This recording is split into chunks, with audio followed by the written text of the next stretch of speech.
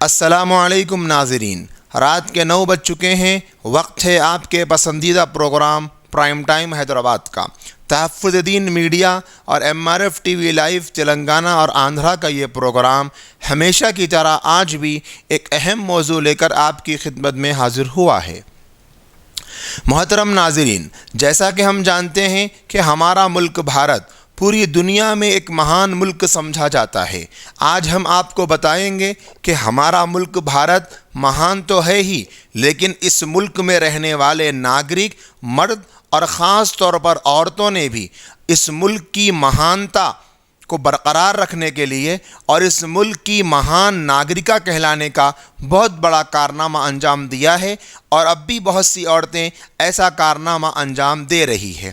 آج ہم آپ کے سامنے ہمارے ملک بھارت کے مختلف علاقوں میں بسنے والی مختلف بہنوں کی ایسی زندگی جو آپ کو سن کر حیران کرنے والی ہے، اور آپ سن کر تعجب میں پڑ جائیں گے، اور ممکن ہے آپ کے آنکھ سے آنسو بھی نکل جائیں۔ چلیے ہم آگے بڑھتے ہیں۔ شام کے 7 بج چکے ہیں۔ دلی کے ایک علاقے کی سڑکوں پر زبردست بھیڑ ہے۔ گاڑیاں لگاتار ہارن بجاتے ہوئے آگے بڑھنے کی کوشش میں لگی ہوئی ہے۔ اسی شور میں سڑک پر ایک عورت پلے کارڈ لیے کھڑی ہے۔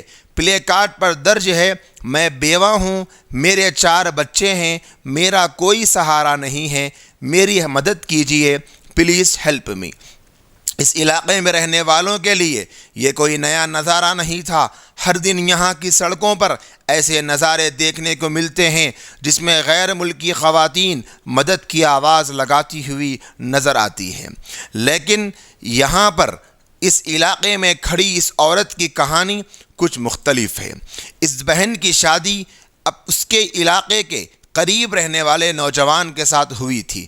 زندگی غربت میں ہی صحیح لیکن خوشی خوشی گزر رہی تھی، لیکن یہاں بننے والے تعمیرات اور کچھ تعمیری کاموں کے سبب ان کا گھر توڑ دیا گیا۔ اپنا گھر ٹوٹ جانے کے صدمے سے لڑکی کے شوہر بے حد پریشان ہوئے، اور ایک بیٹا، 3 بیٹیوں اور بیوی کو چھوڑ کر ہمیشہ کے لیے اس دنیا کو الوداع کہہ گئے۔ اس بہن کے ساتھ بات چیت میں بتایا گیا کہ شوہر کے انتقال کے بعد وہ ایک یونیورسٹی کی کینٹین میں برتن دھونے کا کام کرتی تھی، لیکن لاک ڈاؤن کے بعد ان کے روزگار کا یہ ذریعہ بھی چھین لیا گیا۔ پھر کچھ دنوں تک ایک گھر میں کھانا بنانے کا کام بھی کیا، لیکن لاک ڈاؤن ختم ہوتے ہی وہ لوگ علاقہ چھوڑ کر ہی چلے گئے، جس کی وجہ سے یہ کام بھی بند ہو گیا۔ اس بیوہ بہن کے ساتھ صرف ان کا 7 سالہ لڑکا رہتا ہے، جبکہ ان کی 3 لڑکیاں ایک یتیم خانے میں، جہاں ان کی تعلیم کا بھی نظم ہے، وہاں رہتی ہے۔ وہ بیوہ بہن اپنے لڑکے کے ساتھ کرائے کے مکان میں رہتی ہے۔ اس بہن کا کہنا ہے کہ وہ کئی دنوں سے کام کی تلاش میں پریشان ہیں، ان کے پاس کوئی روزگار کا ذریعہ نہیں ہے، چنانچہ اسی مجبوری میں وہ پوسٹر ہاتھ میں لیے کھڑی ہوئی ہیں، بس اسی سے گزر بسر ہو جاتی ہے۔ ناظرین کرام، یہ ہمارے ملک کا ایک ہی واقعہ نہیں، چلیے آگے بڑھتے ہیں۔ اسی طرح ملک کے کئی علاقوں میں اس طرح کی دوسری کچھ اور کہانیاں بھی ہیں۔ اپنی تمام تر پریشانیوں کے باوجود بعض عورتیں سڑک کے کنارے پر اپنا بزنس جمائی نظر آتی ہے۔ ایک علاقے میں سڑک کے کنارے ایک نقاب پوش نوعمر لڑکی موزے، گرم دستانے وغیرہ بیچتی ہوئی بیٹھی ہوئی تھی۔ آس پاس کے لوگوں کا کہنا ہے کہ قریب 1 مہینے سے یہ بچی ہر روز شام 4 بجے سے رات 9 بجے تک یہیں بیٹھی رہتی ہے۔ اس کی پردہ پوشی کے سلسلے میں لوگ کہتے ہیں کہ آج تک نہ اس نے کسی سے غیر ضروری بات کی اور نہ ہی کوئی اس کی شکل دیکھ سکا ہے۔ جب کچھ ملت کے دردمند نوجوانوں نے اس لڑکی کی دکان پر پہنچ کر گفتگو کرنے کی کوشش کی تو اس لڑکی نے آنے والی ٹیم میں سے ایک لڑکی سے بات کرنے کو ترجیح دی۔ لڑکی نے اپنا نام بتایا۔ اس کی عمر 15 سال ہے، لیکن وہ اپنی عمر 25 سال بتاتی ہے۔ اس لڑکی کے بیان کے مطابق اس کے والد کا پتہ نہیں ہے۔ اب وہ کہاں ہیں، کیا کام کرتے ہیں، بقید حیات ہیں بھی یا نہیں، کسی سوال کا جواب دینا وہ نہیں چاہتی تھی۔ بس یہی کہتی ہے کہ اس کی امی نے اس سلسلے میں کسی سے بات کرنے سے منع کیا ہے۔ اس نے البتہ اتنا ضرور بتایا کہ وہ پڑھائی کر رہی ہے اور اچھی نوکری کے لیے انگریزی بھی پڑھنا چاہتی ہے۔ اس لڑکی کی دکان کے مقابل میں 1 مہینے سے زیادہ اسی سڑک کے دوسرے کنارے پر کاروبار کرنے والے دکاندار کا تأثر بھی یہی ہے کہ یہ لڑکی کم گو ہے اور خریداروں سے صرف قیمت بتانے کی حد تک ہی بات کرتی ہے۔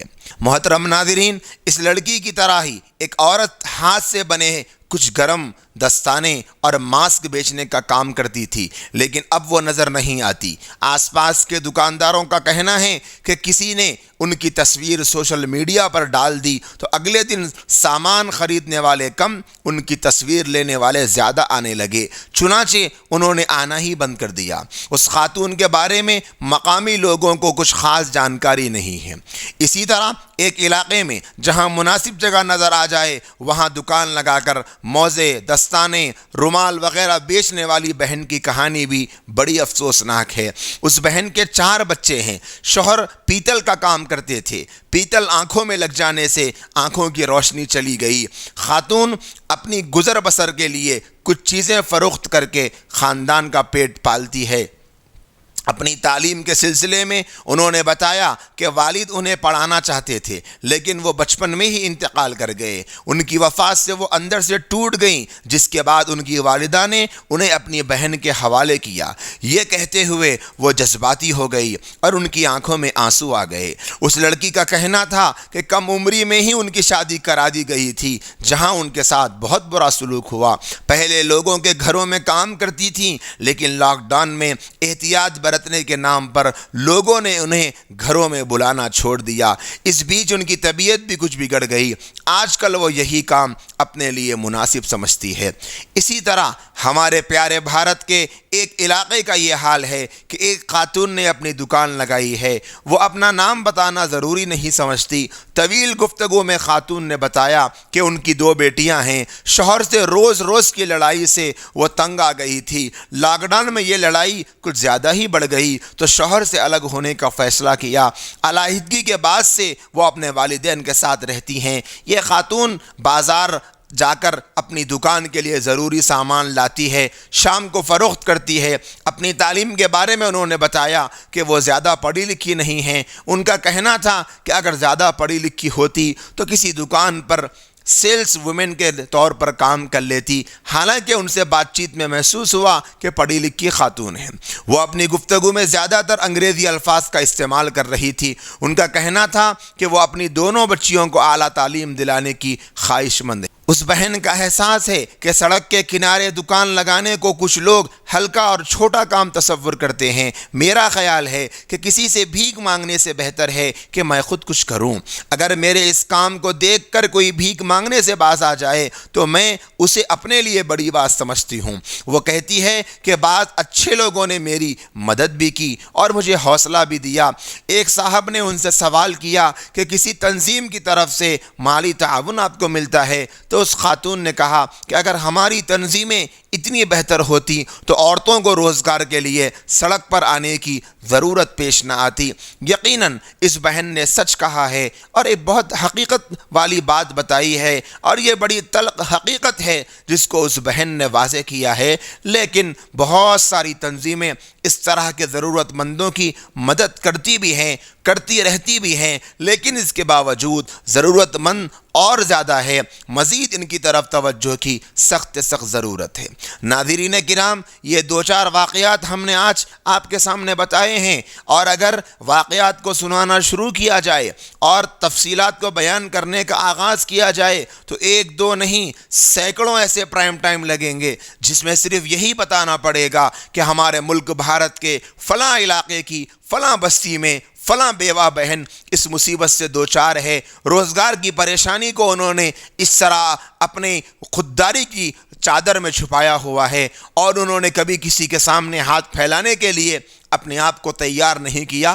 یقیناً یہ بہنیں بڑی قابل تعریف ہیں، ان کو سیلیوٹ اور سلام کرنے کو جی چاہتا ہے۔ انہوں نے بھارت کی مہانتا پر انگلی اٹھنے کا موقع نہیں دیا۔ اگر دنیا یہ دیکھ لیتی کہ بھارت میں عورتوں کا اتنا برا حال ہے کہ وہ بیوہ ہو یا پھر گھریلو پریشانیوں کے سبب فائنینشلی پرابلمز کی وجہ سے وہ اس طرح پریشانیوں اور مصیبتوں سے دوچار ہے، تو کتنا زیادہ بھارت کی مہانتا پر انگلیاں اٹھائی جاتی۔ لیکن یہ مہان عورتیں، انہوں نے اپنی خودداری کی بنیاد پر اپنے روزگار کو ایسے مضبوط کرنے کی ٹھان لی کہ یہ نہ حکومت پر بوجھ بننے کو تیار ہوئی اور نہ انہوں نے کسی کے آگے بھیک مانگنے کے لیے ہاتھ پھیلانا گوارا کیا۔ یقیناً ناظرین کرام، آج ہمارے ملک بھارت کا یہ المیہ اتنا خطرناک المیہ ہیں کہ ایک دو نہیں، سینکڑوں نہیں، ہزاروں بلکہ لاکھوں کی تعداد میں شاید ہمارے ملک میں ایسی بہنیں جو روزگار کی وجہ سے پریشان ہیں، ماہانہ آمدنی کے کم ہونے کے سبب پریشان ہیں، اور ماہانہ خرچے نہ چلنے کی وجہ سے ان کے گھرانوں میں ٹینشن ہوا کرتی ہے۔ اور کتنی ایسی بہنیں ہیں جنہوں نے جوانی کی دہلیز پر قدم رکھنے کے کچھ ہی دن بعد بیوگی کی دہلیز پر قدم رکھ دیا، جن کے شوہر انہیں چھوڑ کر چلے گئے۔ کسی لڑکی کے یہاں ایک چھوٹا سا بچہ ہے اور ان کا شوہر چلا گیا۔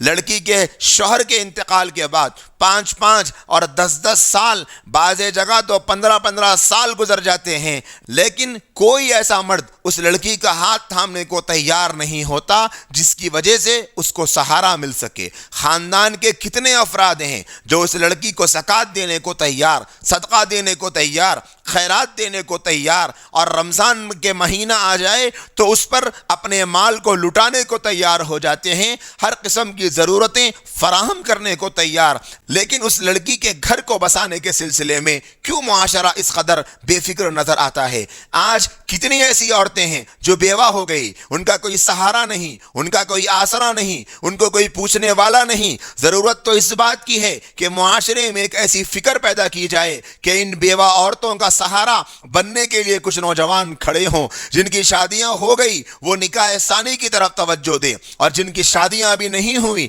ان کو چاہیے کہ وہ اپنے محبوب نبی حضرت محمد الرسول اللہ صلی اللہ علیہ وآلہ وسلم کی سنت کو اپنے ذہن و دماغ میں زندہ کر کے اور معاشرے میں اس کو زندہ کرنے کی نیت سے ایسی عورتوں سے نکاح کرنے کو ترجیح دے جو کم عمر ہے اور جلد ہی وہ بیوہ بن گئی تھی، یا نکاح ہوتے ہی کچھ دن بعد بیوہ بن گئی، یا ایک آدھ بچہ ہونے کے بعد بیوہ بن گئی۔ ایسی نوجوان لڑکیوں سے نکاح کرنے کو ترجیح دے تاکہ معاشرے کی اس کمزوری کے اندر کچھ کمی آئے اور معاشرے کے اس کمزور طبقے کی کچھ مدد ہو اور ان بیوہ عورتوں کا کچھ سہارا بنا جائے۔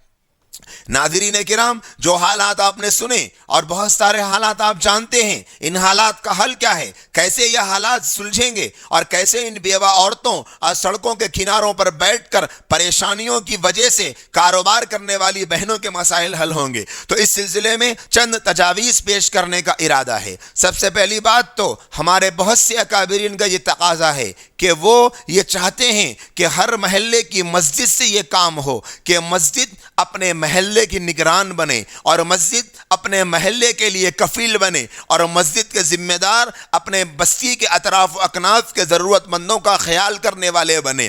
اس کے لیے چاہیے کہ ہر مسجد میں اپنی مسجد کے اطراف کے کم سے کم درجے میں 40 مکانوں کا ڈاٹا ہو، جہاں تک کہ دوسری مسجد نہ لگتی ہو، پھر دوسری مسجد سے تیسری مسجد تک جتنے مکان آتے ہیں ان مکانوں کا ڈاٹا دوسری مسجد کے پاس ہو۔ تو ایک محلے میں اگر 4 مسجدیں ہیں اور ایک محلے میں اگر 400 مکان ہیں، ایک مسجد والے اگر 100 گھرانوں کا ڈاٹا اپنے پاس جمع کر لیں کہ ان 100 گھرانوں میں کتنی ہیں جو بیوہ ہیں اور کتنی عورتیں بیوگی کی زندگی، کتنے بچے یتیمی کی زندگی، کتنے گھرانے مجبور، لاچار، بے بس ہیں، اور کتنے گھرانوں میں اپاہج لوگ ہیں، تو ایسے گھرانوں کی لسٹ بنائیں، لسٹ تیار کریں اور ڈاٹا جمع کریں۔ پھر مہینے میں ایک مرتبہ کوئی دن ایسا متعین ہو کہ مسجد میں اس سلسلے میں اعلان کیا جائے، دن بھر کی 5 نمازوں میں اعلان کیا جائے، یا پھر کوئی ایک جمعہ طے کر دیا جائے اور اعلان ہو ہماری مسجد سے فلاں مسجد تک جتنے مکان آتے ہیں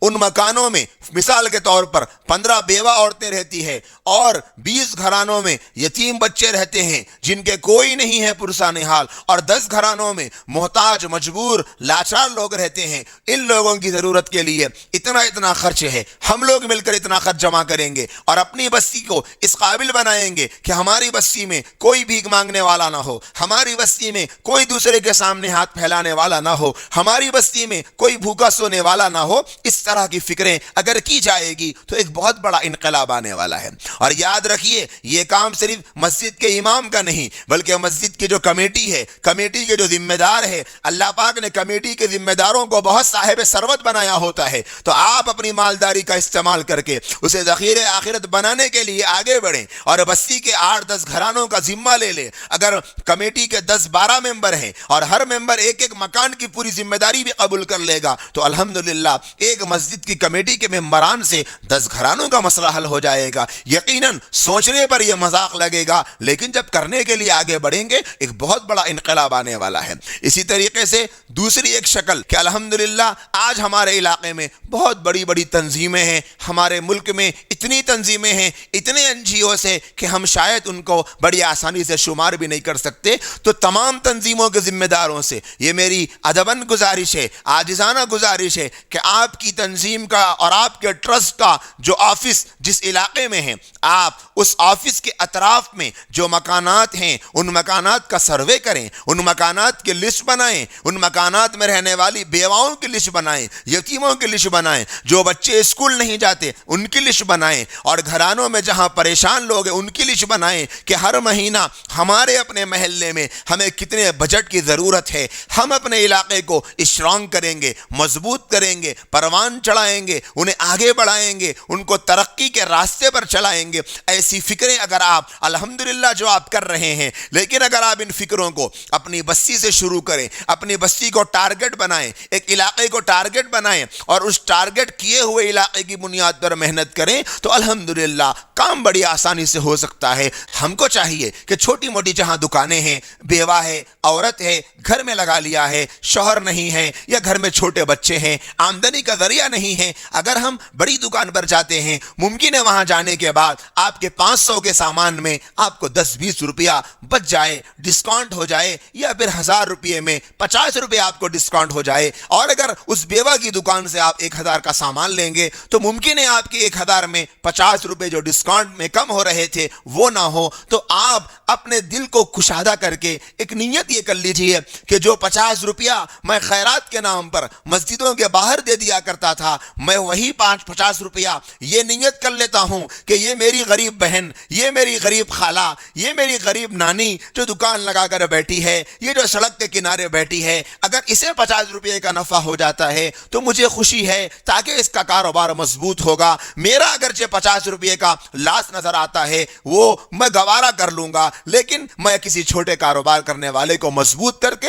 اسٹرانگ کر کے معاشرے کے ایسے لوگوں کی ہمت افزائی کروں گا، میں انہیں اپریشیٹ کروں گا۔ اس طرح کے جذبات میرے، آپ کے، پوری ملت کے، پوری قوم کے، بغیر کسی مذہبی تفریق کے، ہر انسان کے، ہر انڈین کے ہونے چاہیے، کیونکہ یہ جو عورتیں ہیں آج ہمارے ملک بھارت کا نام اپنے بلبوتے پر زندگی گزار کر بدنام نہیں کر رہی ہے۔ ان کو تو حق تھا کہ یہ آواز لگاتی، ان کو تو حق تھا یہ آندولن کرتی، ان کو تو حق تھا کہ یہ سڑکوں پر نکل جاتی، ان کو تو حق تھا کہ یہ احتجاج کرتی، ان کو تو حق تھا کہ یہ ٹویٹ کرتی، ان کو تو حق تھا کہ یہ ٹرینڈ چلاتی کہ ہم بیوہ ہیں، ہمیں کوئی پوچھنے والا نہیں ہے، ہم پریشان ہیں، ہمارے ملک بھارت میں ہمیں کوئی پوچھنے والا نہیں، نظر انداز کر دیتے ہیں۔ لیکن یہ لوگ اپنی خودداری پر کام کر رہے ہیں۔ ہم کو چاہیے ایسی جہاں جہاں ہم کو بہنیں دکھے، چاہے وہ ہمارا شہر حیدرآباد ہو یا بھارت کا کوئی اور علاقہ ہو، ہم کو جہاں ہم رہتے ہیں ایسی بہن، ایسا بھائی نظر آئے،